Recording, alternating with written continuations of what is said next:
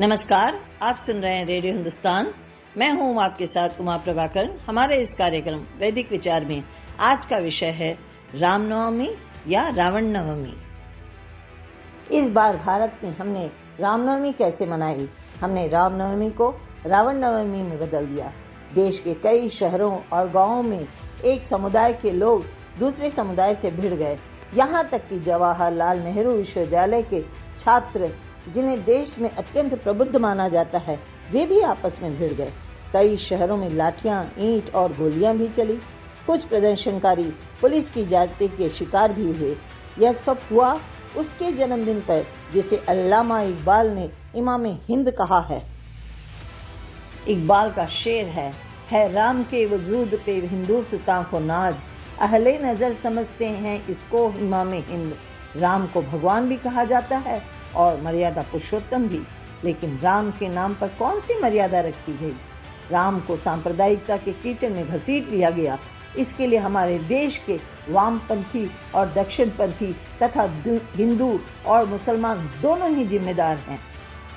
यदि रामनवमी का उत्सव मना रहे पूजा पाठी छात्र कह रहे हैं कि पूजा स्थल के तंबू के पास छात्रावास में मांस पकाया और खिलाया जा रहा है तो उससे हमें दुर्गंध आती है, तो उनका दिल रखते हुए मांसाहार कहीं और भी उस समय करवाया जा सकता था। और यदि मांसाहारी छात्र चाहते तो पूजा के घंटे भर पहले या बाद भी भोजन कर सकते थे। लेकिन यह झगड़ा तो न राम से संबंधित था और न ही मांसाहार से। इसके मूल में संकीर्ण राजनीति थी। वामपंथ और दक्षिणपंथ की मांसाहार का समर्थन करने वालों में हिंदू छात्र भी थे। हिंदू मांसाहारी तो अपने औचित्य ठहराने के लिए भवभूति के ग्रंथ उत्तर रामचरित्रम, प्रसिद्ध तांत्रिक मत्स्येंद्रनाथ और गोरखनाथ और चार्वाक के मध्यम मानसम मीनाश्च मुद्रा मैथुनमेव च श्लोक तथा उपनिषदों के कई प्रकारों को भी उद्धृत कर डालते हैं।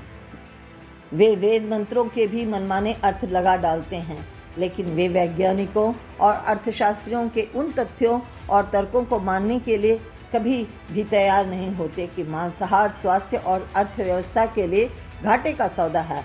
इस तरह कुछ शहरों में मंदिरों और मस्जिदों के आगे भी बम फोड़े गए, पत्थर मारे गए और गोलियां तक चली। आप क्या समझते हैं कि यह काम किसी सच्चे ईश्वर भक्त या अल्लाह के बंदे का हो सकता है? बिल्कुल नहीं। यदि कोई सच्चा ईश्वर भक्त या अल्लाह का बंदा है तो उसके लिए ईश्वर और अल्लाह अलग अलग कैसे हो सकते हैं? वह तो एक ही है, बस उसकी भक्ति के रूप अलग अलग हैं। ये रूप देश काल और परिस्थितियों से तय होते हैं। यदि सारे विश्व में देश काल और परिस्थितियां एक जैसी होती तो इतने सारे धर्म, मजहब, रिलीजन होते ही नहीं।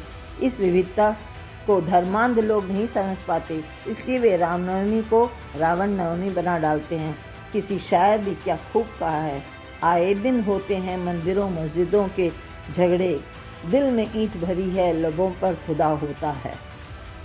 आज के इस महत्वपूर्ण विचार के लेखक अंग्रेजी हटाओ के कर्णधार, भारतीय विदेशी नीति परिषद के अध्यक्ष डॉक्टर वेद प्रताप वैदिक जी हैं। फिर मिलती हूँ आपसे, तब तक करते रहिए काम, सुनते रहिए रेडियो हिंदुस्तान।